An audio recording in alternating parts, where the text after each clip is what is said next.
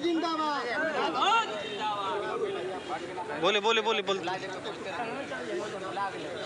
बहुजन मुक्ति पार्टी जिंदाबाद। जिंदाबाद जिंदाबाद। बहुजन मुक्ति पार्टी जिंदाबाद। जिंदाबाद। आज हम लोग एक कलेक्ट्रेट मऊ कलेक्ट्रेट में आए हैं और जो 354 घोसी विधानसभा का जो उपचुनाव हो रहा है इसके लिए आज नामांकन का आखिरी दिन है और हम लोग कलेक्ट्रेट परिसर में हैं और यहाँ पे नामांकन करके आए हैं माननीय आप प्रवेंद्र प्रताप सिंह जी।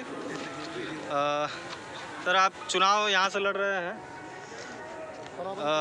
तो क्या घोसी विधानसभा से जो नामांकन हो रहा है इसमें आप चुनाव लड़ रहे हैं तो क्या जनता के लिए करेंगे आने वाले समय में? देखिए, बहुजन मुक्ति पार्टी के माध्यम से हम 2014 से देश की जनता को न्याय दिलाने की कोशिश कर रहे हैं। जो धोखाधड़ी होती है चुनाव में, जो लोग वादे करते हैं और जीतने के बाद में वादा खिलाफी करते हैं, बहुत बड़ी बड़ी बातें करते हैं, तो इसके लिए हम लोग 100 रुपये के स्टैम्प पेपर पर लिख करके अपने मतदाताओं को, सम्मानित मतदाताओं को ये बात कहते हैं कि अगर आप हमको अवसर देते हैं तो स्टैम्प पेपर पर लिखे हुए वादे पर अगर हम अमल नहीं करते हैं तो भारत के किसी भी न्यायालय में जाकर के हमारे खिलाफ में आप मुकदमा दायर कर सकते हैं। जीतने के बाद में अगर आपसे हम लोग चीटिंग करते हैं, काम नहीं करते हैं जैसा कि दूसरे लोग करते चले आए अभी तक, तो मेरा अभी सभी सम्मानित घोसी विधानसभा के मतदाताओं से केवल एक अपील है कि आप वोट देने से पहले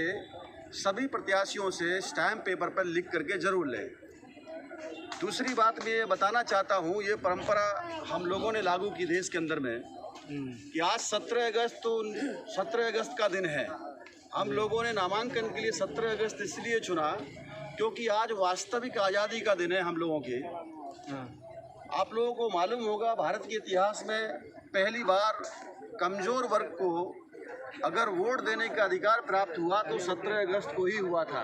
संविधान निर्माता डॉक्टर बाबा साहब अम्बेडकर जी ने 17 अगस्त 1932 को आज भारत की प्रजा को जो वोट डालने का अधिकार मिला है, बाबा साहब अमर रहे, बाबा साहब अमर रहे, प्रवेंद्र प्रताप सिंह जिंदाबाद। 17 अगस्त 1932 को पहली बार भारत की प्रजा को ये मत देने का अधिकार मिला। बाकी जो टैक्स पेयर लोग थे पहले वो ही वोट डालने का, या जो ग्रेजुएट लोग थे वही वोट, उन्हीं लोगों को वोट डालने का अधिकार था। भारत की जो लार्ज पॉपुलेशन है उनको वोट देने का अधिकार नहीं था। यहाँ से लेकर के लंदन तक इसके लिए संविधान निर्माता बाबा साहब अम्बेडकर ने लड़ाई लड़ी। तो एडुकेट रिप्रेजेंटेशन, ये पर्याप्त प्रतिनिधित्व का, एडल्ट फ्रेंचाइजी का यानी वयस्क मताधिकार, जो उस वक्त में 21 साल की उम्र पूरा कर लिया है उसको मत देने का अधिकार होगा, जो वर्तमान में 18 साल है। ये भारत की समस्त प्रजा को पहले अधिकार नहीं था। ये 17 अगस्त 1932 को ही ये अधिकार लागू हुआ भारत में। तो आज जो भी वोट देने का अधिकार मिला है, या जो कमज़ोर वर्ग के लोग हैं, शेड्यूल कास्ट शेड्यूल ट्राइब के लोग हैं, उनको 2 बार वोट देने का अधिकार भी, इसके लिए भी बाबा साहब अम्बेडकर ने लड़ाई लड़ी, जिससे कि वो अपना सच्चा, ईमानदार, निष्ठावान प्रतिनिधि को चुन सके।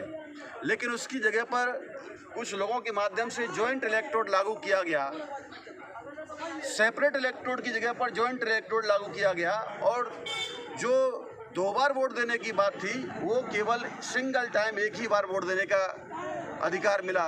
2 अधिकार छीन लिए गए। तो जो अधिकार देना नहीं चाहते उनके द्वारा ये सारा मामला किया गया। तो इसलिए हम लोगों ने 17 अगस्त की तारीख आज चुना, इसके लिए नामांकन किया। और मैं अपने समस्त घोसी क्षेत्र के साथियों को, सम्मानित मतदाताओं को ये अपील करना चाहूँगा कि आप अपना ईमानदार, निष्ठावान प्रत्याशी चुनने का काम करें, और जिससे कि आपको न्याय मिल सके, देश के संविधान को बचाया जा सके, देश के नागरिकों की मान सम्मान की ये लड़ाई है।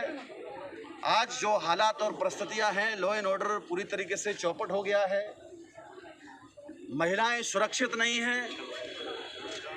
आप देख सकते हो कि जो अलग अलग धर्मों के लोगों को मान्यता देने का काम संविधान ने दिया है, वो भी कहीं न कहीं एक तरीके से ख़त्म करने का प्रयास कुछ लोगों के द्वारा कर रहे हैं।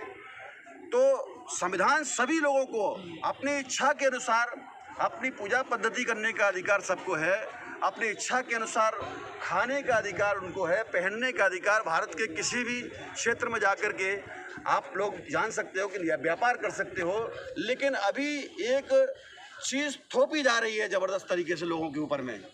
तो ये आपकी आवाज़ विधानसभा के अंदर में गूंजे, आपके रोटी, कपड़ा, मकान, शिक्षा, स्वास्थ्य, सुरक्षा, शौचालय से लेकर के बिजली, पानी, ये सारी चीज़ें जो आज आप लोग कहीं ना कहीं पीड़ित और परेशान हो इस डबल इंजन की सरकार में, तो इससे आपको निजात मिल सके, आपका सच्चा नुमाइंदा जो है वो विधानसभा में आपकी जनता की, वोट गरीब लोगों की, मजलूम लोगों की आवाज़ को उठा सके, ऐसे प्रतिनिधियों को आप लोग चुनने का काम करेंगे। इस घोसी विधानसभा से एक नया इतिहास आप लोग बनाएंगे। मैं ये अपील करूंगा आप लोगों से हाथ जोड़ करके।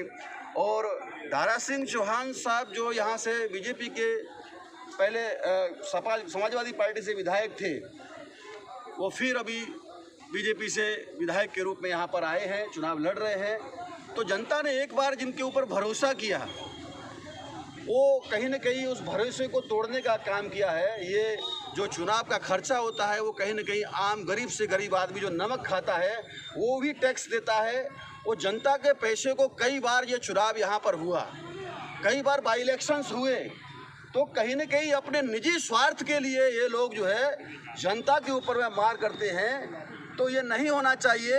अगर आप लोग एक बार सही निर्णय लेते हो, निश्चित तौर पर तो केवल उत्तर प्रदेश में ही नहीं, पूरे भारत के अंदर में एक नया इतिहास बन सकता है। साथियों, ये आने वाली 5 तारीख को आप लोग फैसला लेना है और एक बड़े बदलाव के लिए समर्थन में आप ये पक्ष कर रहे हैं। मैं बहुजन मुक्ति पार्टी से हूँ, मैं नेशनल प्रेसिडेंट हूँ, और इसलिए बहुजन मुक्ति पार्टी जो सारे देश भर में 22 राज्यों के अंदर में हमारी पार्टी का नेटवर्क है।